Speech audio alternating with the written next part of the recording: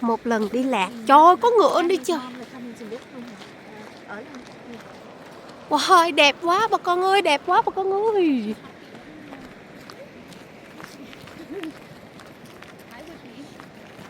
Oh man. Trời ơi, khi nào mình mới quen được. Oh my god, đẹp quá. Mình đi lạc không biết chỗ nào đó. Gọi là Azusa Canyon Park. Ồ, đẹp quá, đẹp quá. À. Mình không phải đi hiking, hôm nay mình mới đi hiking nhưng mà kiếm sao thành những cái chỗ như vậy luôn. Oh, it's beautiful ha. Hey, there's people up there. Mấy thằng đó đi trước mình kìa. Mấy thằng đó đi trước mình kìa. Hiệp, nếu mà ví dụ như tao mắc đáy quá tao phải làm sao? Oh, the water's like streaming, yeah. Đẹp quá bà con ơi. Ui, tao chưa thấy mồ hôi mà tao thấy là phiền nhất rồi đó. Ui. Wow, bây giờ không hài nữa mà chạy thôi, lạnh quá. Wow, lạnh thiệt.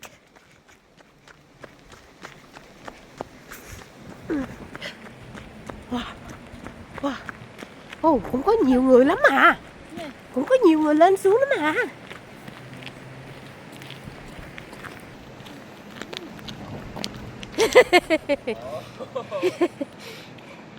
Con khỉ kìa. Con monkey.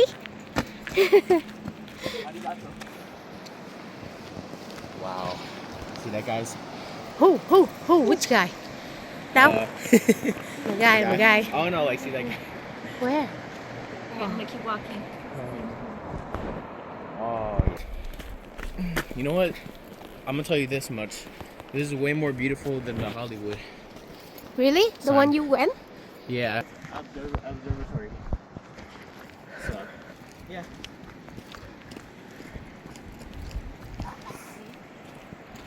It's so beautiful.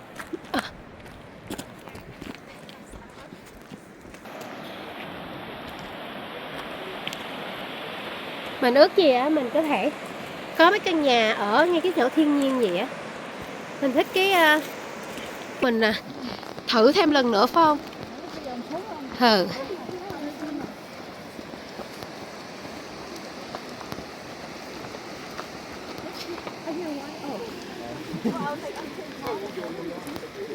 Right here, a little one. Right here. That's cool, man. Ồ, trong những cái lỗ tai bà thính quá ha. Yeah.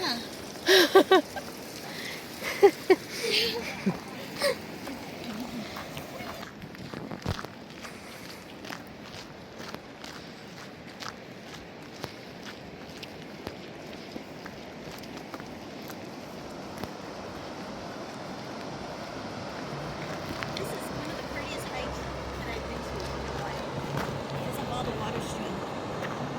So pretty.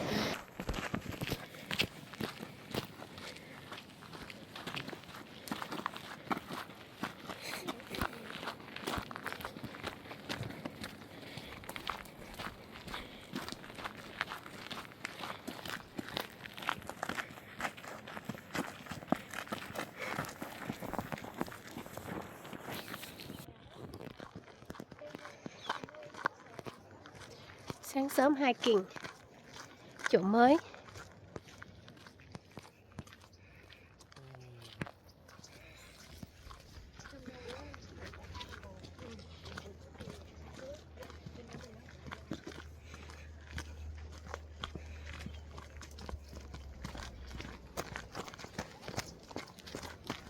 Exercise. Exercise. Exercise. Exercise. Yeah.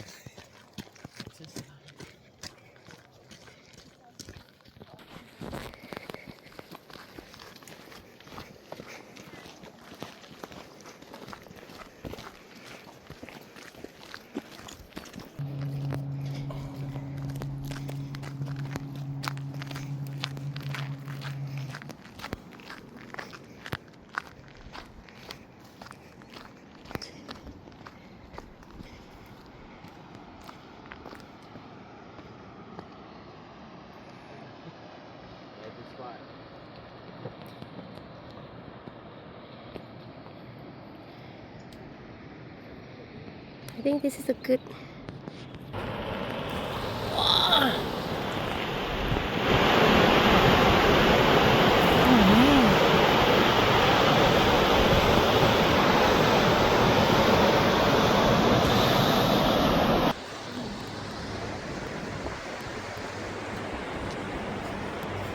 Đẹp quá.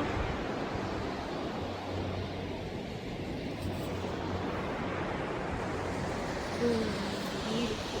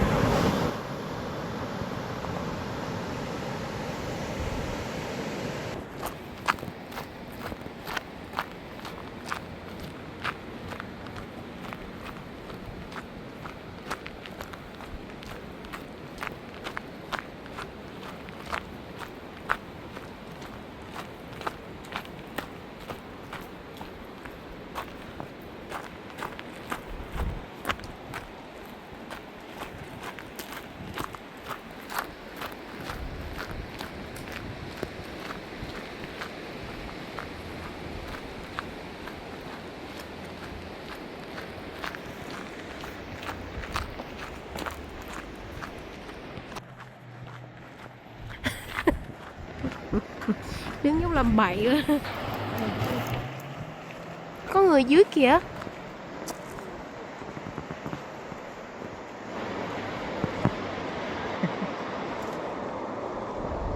Wow, người ta dưới làm gì trời.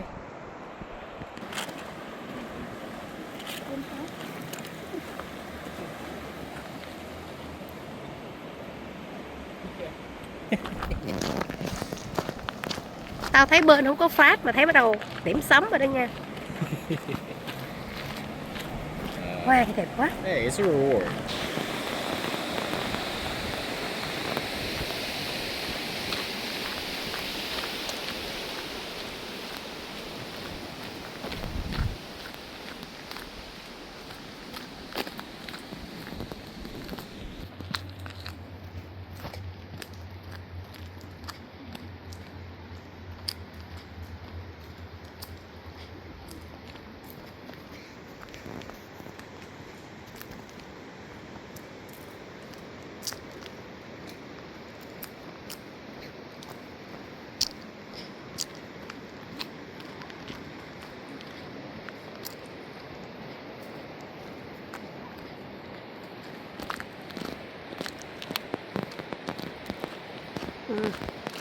Đẹp quá. Exercise. Cái exercise hả?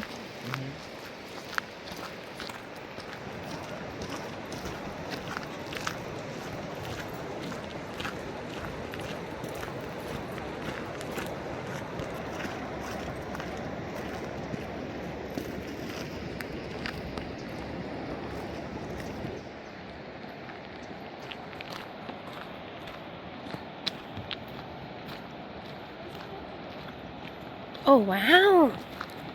Trời đẹp quá.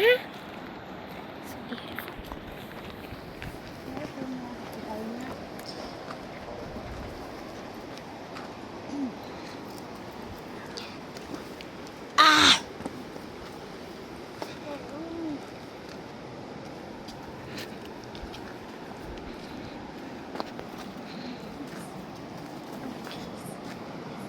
Tao bắt tè quá. Sao giờ?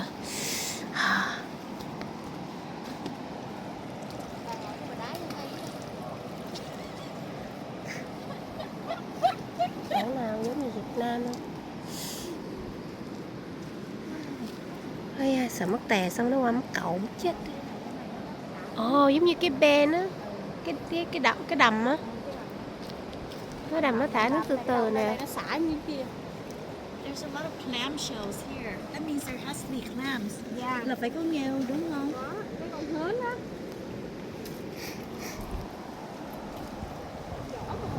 I know, nhưng mà nó có vỏ. That means they have to have them. Phải có. Yeah. Yeah, what happened if my tummy hurt? Huh?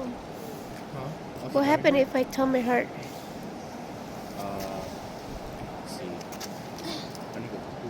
Well, it's all shell. Like shell. Oh, we go back? Let me see. Let me do the ripple effect. Oh, only one. What the heck? Let me see how many you can get. Oh, only one. Oh. How many? How do you know? I just fell in. Flat. Yeah. How many did you get?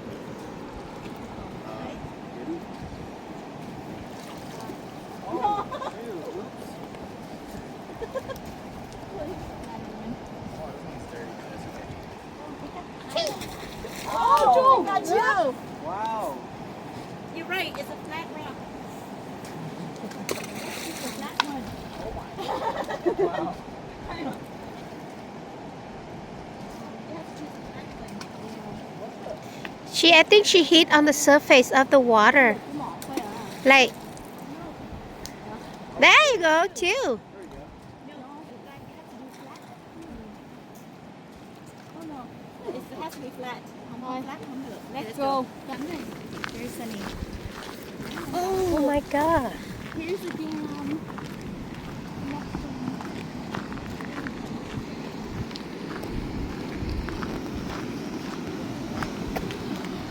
Wow. This is where the current Cái này người ta lên đây xong ta thả phao ha. Phao ha.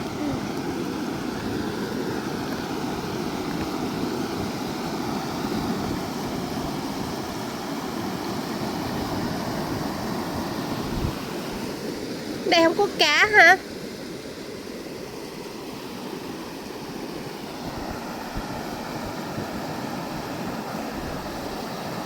Oh my God.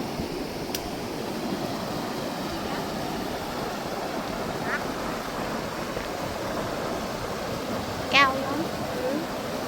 Cao lắm luôn. Nè, cái chỗ này nó thả xuống nó kiểu như nổi trời. Ừ.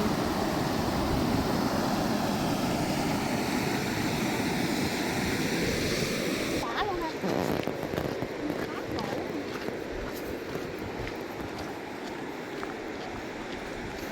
Chắc tới đường cùng.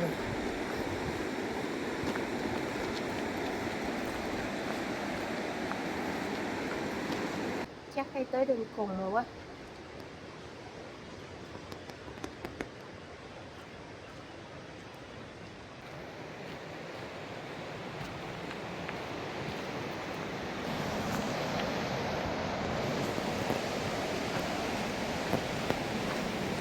Hết đường rồi. That's why cái bà đã quay lên.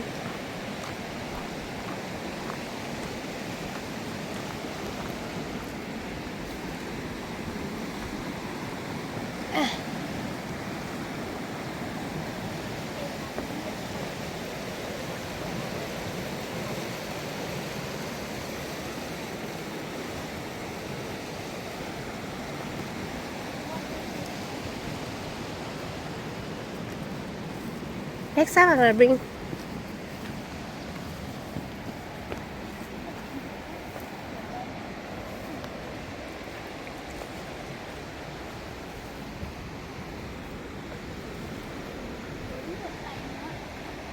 Ừ.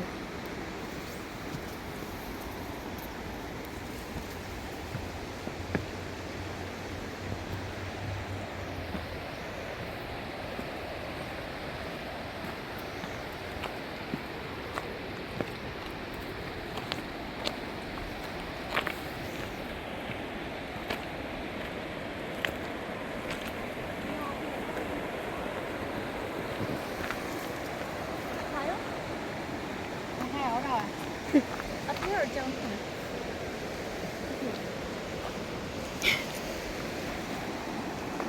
It's fast. Where the heck did he go? Chắc nó đây. Chắc nó đi hướng bên dưới này.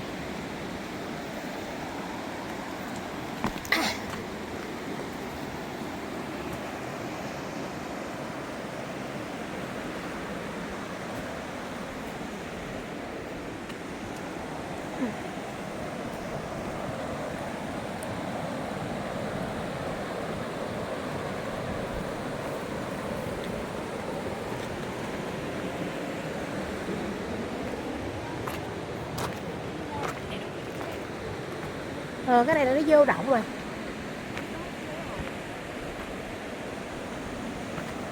Thay đâu rồi? Chắc nó đi đó gì?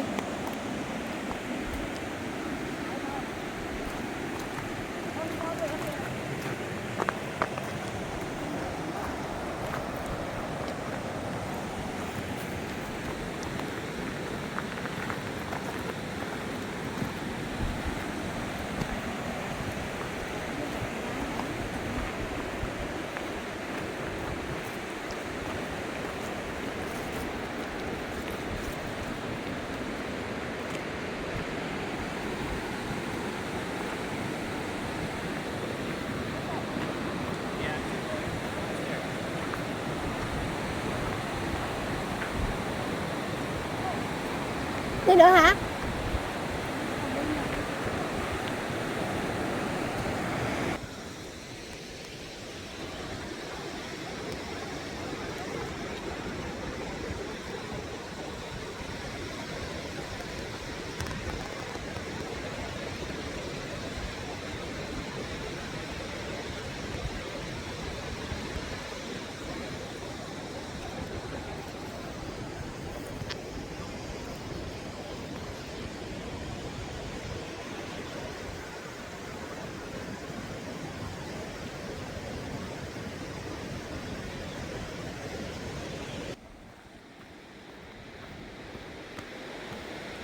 Bỏ mình hết trơn rồi.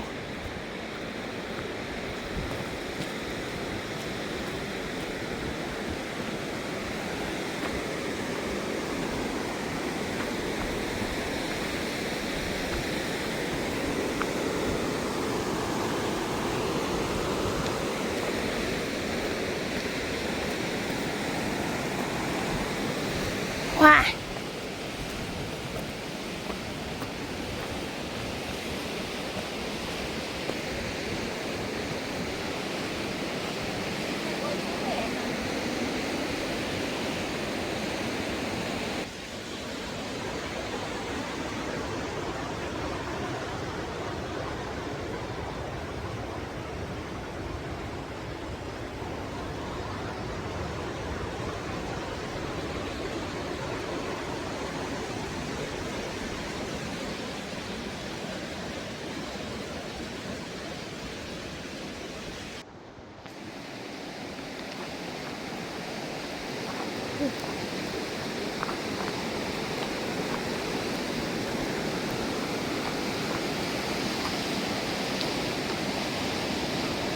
That's it.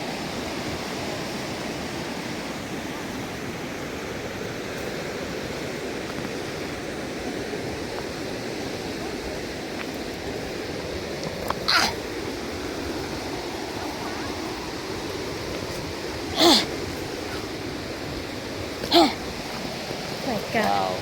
Wow.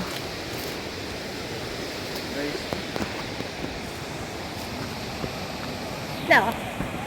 Rock không à bà con ơi. Yeah, I think we good, Kyle.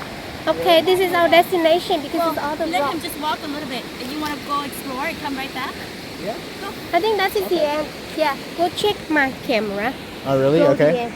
This is pause right here, okay? Okay. Wow. I think that is the end for us. We. All right, you guys. Ooh.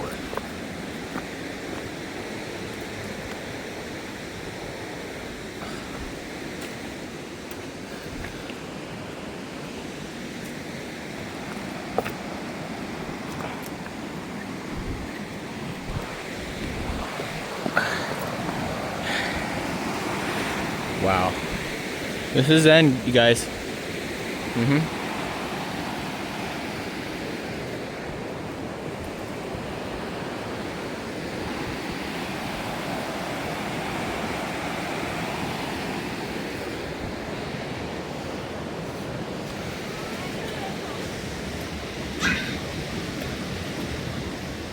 This zooms in far.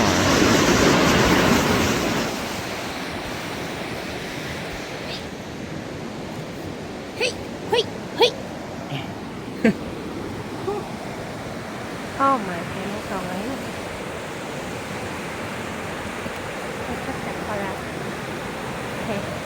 Wow. Nè con. Uh-huh. Can you raise your hand? We made it. We made it. We made it. Okay, I see me and you. Okay. New Okay, Year, can you turn right here? New Year resolution. New Year resolution. Hold on one more time. Destination. Final destination. We made it. Woo! Woo! Đâu rồi? Ai nhớ cái đầu? Woohoo! Giơ tay lên. Woohoo! Woohoo! Giơ hai tay lên, giơ hai tay lên, giơ hai tay lên, chụp tấm hình nè. 1, 2, 3. Chụp tấm hình nè. Woohoo! We ended this journey. Woohoo! Okay.